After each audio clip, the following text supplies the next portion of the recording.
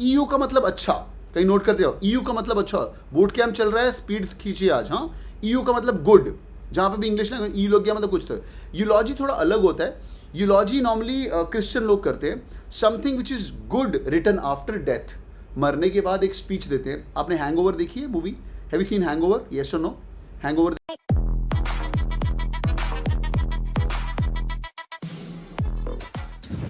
As reading comprehension के tones. Now tone का मतलब कि ऑथर किस तरीके से बात कर रहा है। सुन लो ध्यान से, सबको छोड़ दो। किस तरीके से बात कर रहा है, the way he is talking to you right now. ये अगर आपको अंडरस्टैंड हो जाएगा तो आपको और समझ आएगा कि रीडिंग कॉम्प्रिहेंशन कितना मतलब कि उसका मतलब क्या है।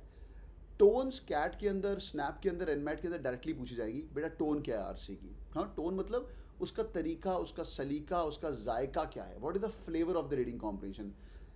what is reading comprehension? It's like comprehending the literature, comprehending the thought of the author, जो उसने किस मूड में आके लिखा है। The tone could also be the mood, बिल्कुल अने, the feeling the author want to express, उसकी भावनाएं को समझना है। ओके, अब भावनाओं समझने की ये मोस्ट इंपॉर्टेंट वेज होते हैं, उनको अपन समझते हैं फुल कंसंट्रेशन के साथ। Let's begin. एसर्बिक, कॉस्टिक, कुछ ऐसा बोलना कि रात को नींद ना आए। अब मैं इतनी मेहनत करके तुम्हें आज लेक्चर पढ़ाने वाला हूँ और तुम लेक्चर के एंड में बोलते हो नहीं सर मज़ा नहीं आया, मैं बोलूँगा शिट यार, मैंने इतना प्रिपेयर किया, इतनी बड़ी स्लाइड बनाई और मैंने टोन्स बताया और तुम बोलो नहीं यार सर मज़ा नहीं आया। कुछ ऐसा बोलना कि रात को नींद ना आए, बंदे की नींद उड़ जाए। या कोई महात्मा गांधी जी को गाली दे रहा है, Mahatma Gandhi ji was not a great person etcetera, तो ऑथर एकदम कॉस्टिक स्वभाव में है, बहुत ही गंदी बात कर रहा है और उसको डिफेम कर रहा है, डीमीन कर रहा है, और whatever be the topic. Are you guys with me? समझ आ गया पहला वाला? ऑल गुड, यस और नो?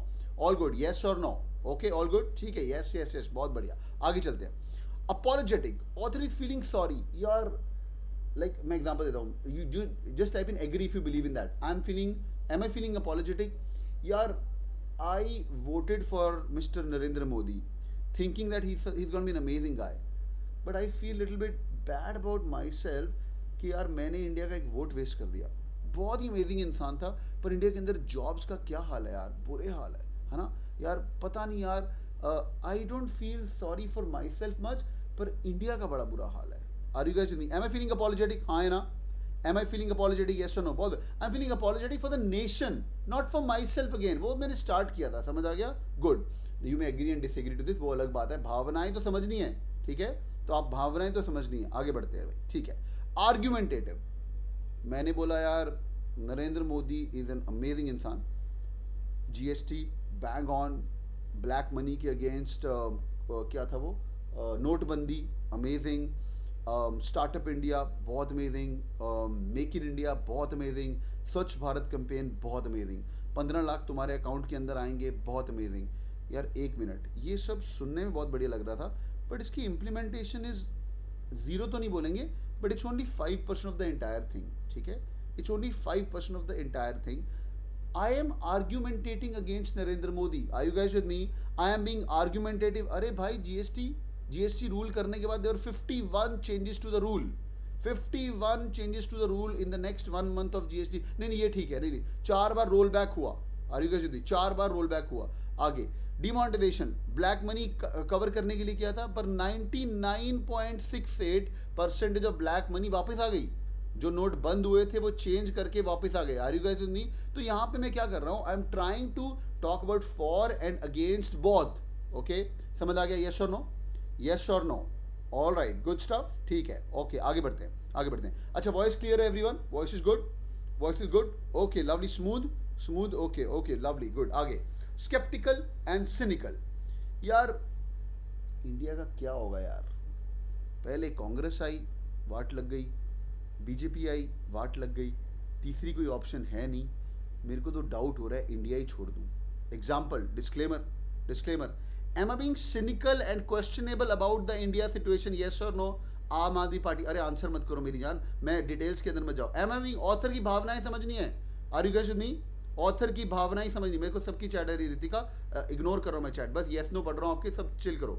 आगे cool, good, interact with me only. आगे बैंटरिंग, हंसी मजाक उड़ाना, पहले इंडिया की गोरे लेके गए, उसके बाद मतलब हमारा 200 साल तक गुलामी की और बुरे हाल हो गए। सोने की चिड़िया थी हमारे इंडिया, सोने की चिड़िया, and we had one of the maximum amount of gold deposit. पर पहले गोरे मजे कर गए, चलो गोरे तो बाद में, उसके पहले वो आए थे मुगल, मुगल मजे करके गए। काफ़ी सारे मुगल बुरे नेता थे, काफ़ी सारे अच्छे थे, बट एनी विच वेज तो इंडिया की लगी जा रही है, लगी जा रही है। महात्मा गांधी आए, भगत सिंह आए, अपने को आज़ादी दिलवाई, बहुत बढ़िया।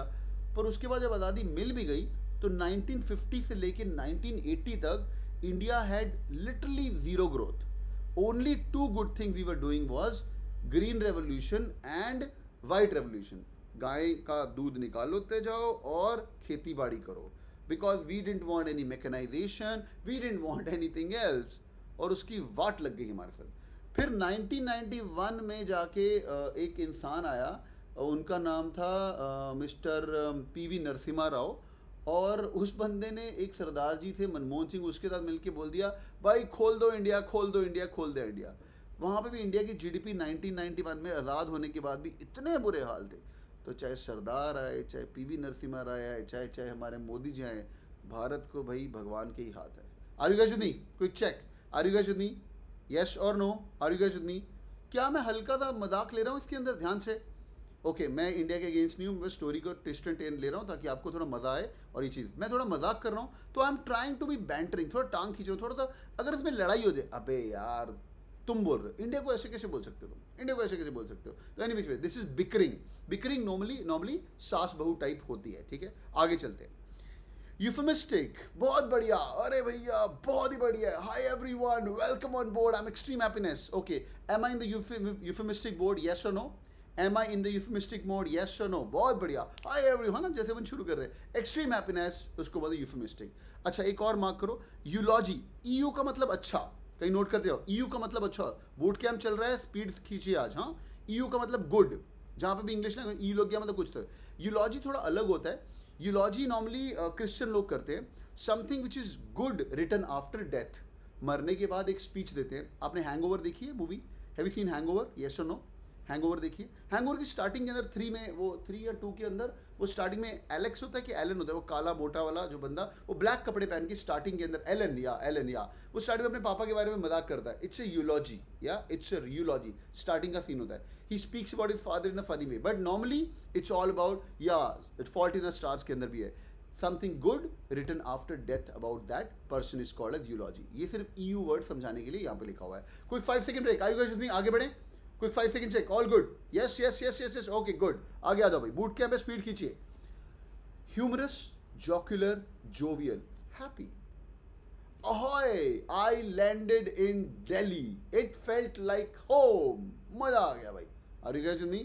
Am I being happy? Am I being happy? Yes or no? Happy? Just happy. But इसके अंदर अगर मजाक करूँ ना, मैं थोड़ा सा मजाक करूँ, दिल्ली तो भाई किसी की नहीं हुई, इतनी गर्मी है यहाँ पे, मेरे को तो दिल लग रहा है कि भाई बॉम्बे में ही है। दिल्ली की किसी ने एक डर्टी फ्रेज था, चलो वो मैं कभी और बताऊंगा, बट एनी विच वेज यार, दिल्ली और बॉम्बे, बॉम्बे वाले दिल्ली की लेते हैं, दिल्ली वाले बॉम्बे की लेते हैं, इनकी लड़ाई हमेशा अमर रहेगी। ओके डिस्क्लेमर, इसमें फन तो नहीं है, थोड़ा सरकाजम है, पर इनकी लड़ाई अमर रहेगी। Could be a slight of happy question, इसके अंदर मैं सरकाजम नहीं लेके आ रहा हूँ, दिल्ली की भी ले रहे, बॉम्बे की भी ले रहे, थोड़ा सा फन लाने की कोशिश कर रहा हूँ। ओके समझ गया? पेपर के अंदर जब आया था, जोवियन भी लिखा हुआ था ऑप्शन के अंदर। जोवियन का मतलब होता है गॉड ऑफ जुपिटर, इसको इंपॉर्टेंट मार्क करो, स्नैप का वर्ड है, उसका नाम है स्नैप का word. I work in Jupiter, we are all called Jovians. अरे क्या बात है स्पर्श, गुड। तो Jovian was the god of Jupiter. Exam के अंदर आया था jocular slash jovial slash Jovian, god of Jupiter. आगे चलते हैं। Metaphorical, the author is trying to compare as an analogy. हाँ भाई, anybody wants to give an example of metaphor? What's a metaphor? Anybody wants to give an example of metaphor? हाँ भाई, figurative, alternative, ये तो पढ़ा है, बचपन में पढ़ा हो, मेटाफोर, सिमिलीज पढ़ते थे बनो। हाँ भाई, anyone? Comparison to something, okay, like, बहुत बढ़िया। As hard as rock, okay, comparison, when you compare two things, you know this guy is as hard as rock, बिल्कुल। Let's look at the elephant in the room, very good, which means the biggest problem in the room, मतलब the elephant in the room. Let's deal with the elephant in the room. She is as beautiful as moon. Arnab, बहुत बढ़िया. Jayashri, she is as bright as sun. All right, as cunning as fog. Okay, hold on. Simile क्या होता है भाई? Simile क्या होता है? देखो रुको. Simile क्या होता है? Simile का मतलब नहीं बचपन में पढ़ा था? वो simile था यार. हाँ, वो as जो आपने करना, वो simile, like she is like moon etc. is called as simile. तो यहाँ पे जब as और so और then लगाते हैं, उसको अपन बोलते हैं simile. तो मेटाफर्स में इम्प्लिसिट कंपैरिजन होता है, मेटाफर में इम्प्लिसिट कंपैरिजन होता है, सिमिली इज लाइक एज और सो। कूल है, समझ आ गया, थोड़ा सा फर्क है। तो इम्प्लिसिट अंदर छुपा हुआ, ठीक है, ओके, ऑल गुड, ओके, या don't be such a baby, all right, good. ये क्या है भाई, don't be such a baby, ये क्या है भाई, don't be such a baby. एक मिनट रुको, मैं इसको रीजॉइन बोल रहा हूँ, हाँ भाई, ओके, सिमिली है, बहुत, don't be such a baby, okay, good good.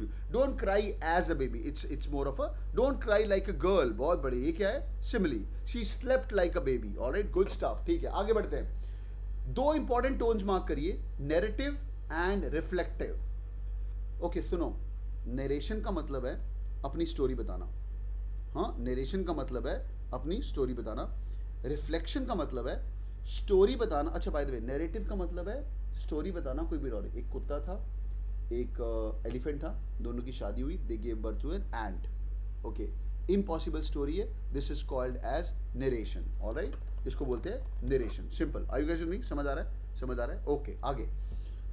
Reflective क्या है, रिफ्लेक्टिव का मतलब है where I am the hero, I am elephant, I got married to a dog and we gave birth to a penguin. Cool है भाई, समझ आ गया, उसको हम बोलते हैं रिफ्लेक्टिव, ठीक है, जिसके अंदर आई आ जाए, तो स्टोरी जिसके अंदर तुम खुद हीरो हो। अगर ऑथर अपनी खुद की स्टोरी बता रहा है तो ऑथर का टोन इज रिफ्लेक्टिव, अगर ऑथर किसी और की स्टोरी बता रहा है इट्स नैरेटिव। कूल है, समझ आ गया, आगे बढ़ते हैं।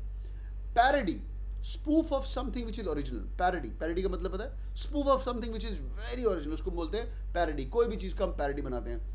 300 करके एक मूवी आई थी, उसके पैरोडी बने, उसका एक रेज ऑफ स्पार्टन्स, बिल्कुल बिल्कुल, AIB वेडिंग एक्सेट्रा, तो किसी किसी चीज़ का स्पूफ बनाते हैं जब, उसको हम बोलते हैं पैरोडी, मूवी का स्पूफ बनाते हैं, ठीक है, Hercules, scary movie etcetera, very good. Next one, persuasive, persuasive क्या है, coaxing, author is trying to tell you with facts and figures and telling you कि भाई यार मैं तेरे को परसुएड कर रहा हूँ, तो